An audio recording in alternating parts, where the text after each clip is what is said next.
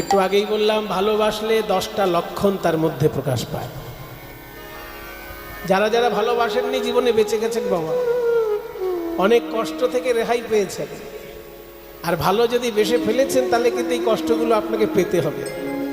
ভালোবাসা শুধুমাত্র যে স্বামী স্ত্রীর মধ্যে তা তো নয়, ভালোবাসার তো নানা রূপ আছে।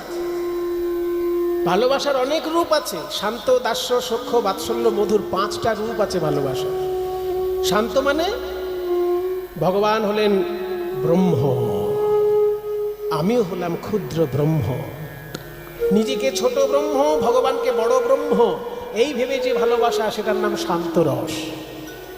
আর ভগবান আমার প্রভু, আমি ভগবানের দাস, এইটা মনে করে যে ভালোবাসা, তার নাম দাস্য রস।